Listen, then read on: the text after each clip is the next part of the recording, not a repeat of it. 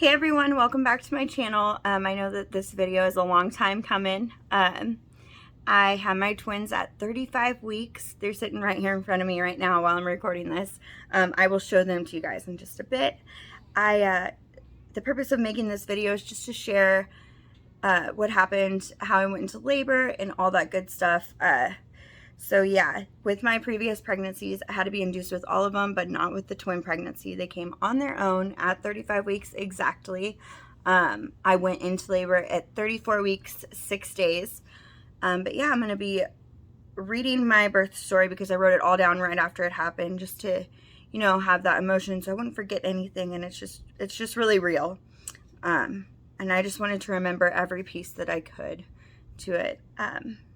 We did have Nicu time, which was extremely hard. I kept a journal of that, like writing to the twins so that they can read it when they get older.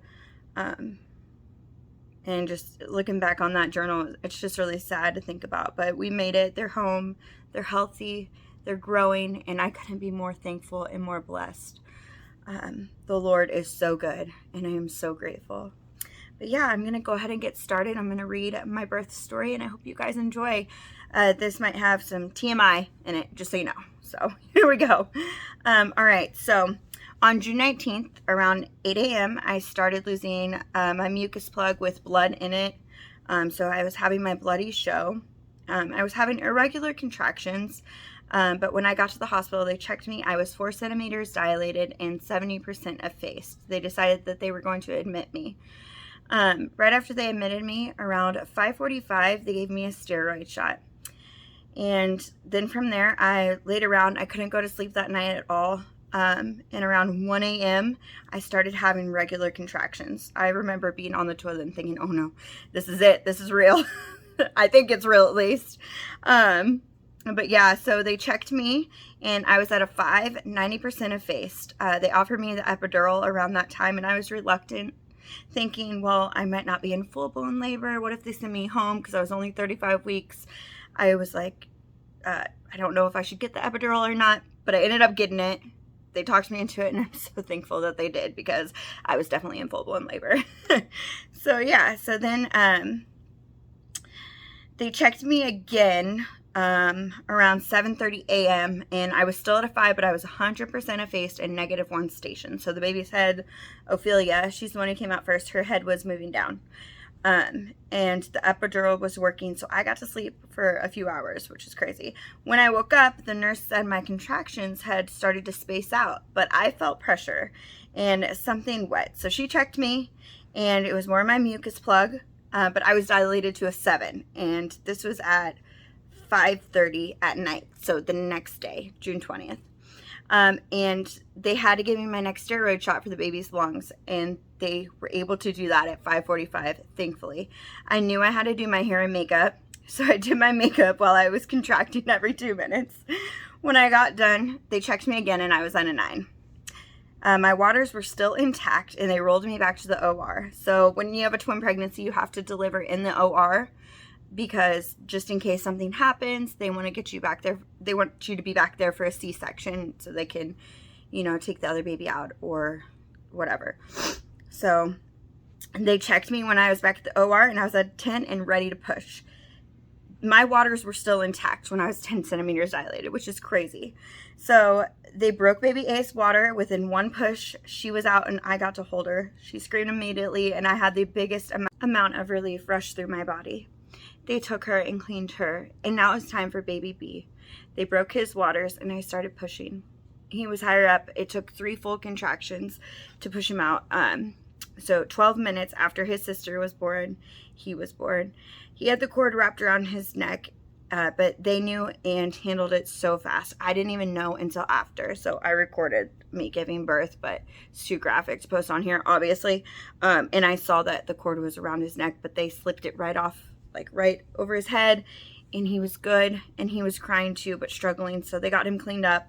I was able to hold him for a minute before they took them back to the NICU.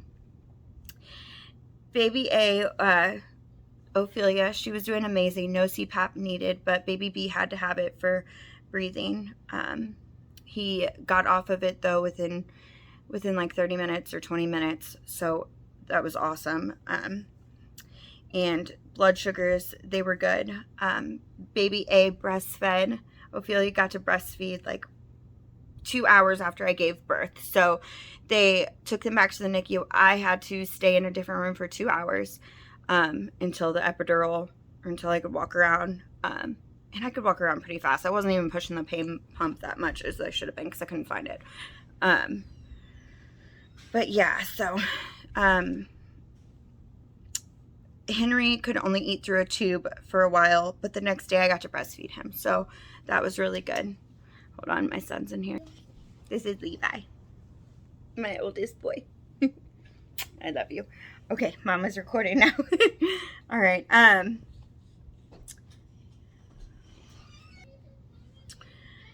If I hadn't have gone in when I did, they wouldn't have been able to give me the steroid shot for their lungs, and they both probably would have been on the CPAP machine, and Henry probably would have been on it longer. But since I did go in, I'm so thankful I went in. I was so close to not going in too, because I've had so many close calls. Like, is this it? I don't know. But I'm so thankful I did, because they were able to give them the steroid shot for their lungs. And so, yeah. Ophelia Grace, I'm going to get her in. I will show you her now. She was 5 pounds, and she was born at 6:47 on June 20th, 6:47 p.m. And then Henry was born at 6:59 p.m. So I'm going to get both of them now. I'll get Ophelia and then Henry. This is Ophelia Grace. Yeah, she's so sweet. She's smaller than Henry, but she's growing and she's breastfeeding so good. She's sleepy right now. But yes, this is Ophelia. And love you. I'm going to get Henry now and show you her. This is Henry Lane. He's sleepy too. He's bigger than Ophelia, but they are both breastfed. They both eat like the same amount. She's just was smaller when she was born, so she's trying to catch up still. But yeah, there's the twins. So thank you for following along my journey, my pregnancy journey. I am currently now trying to lose weight. I gained a lot of weight.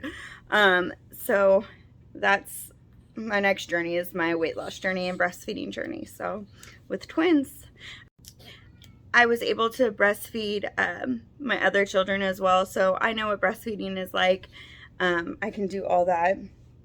With twins, it's a little different. I have the Twinsy pillow, and I can tandem breastfeed, but I haven't been able to do that but a couple times. So yeah, that's my story. I hope you enjoyed it, and thank you once again. If you like this, please give me a thumbs up and subscribe to my channel. There'll be a lot more content coming once I figure out my schedule. I've got 5 kids now, so it's a lot. But yeah, thank you.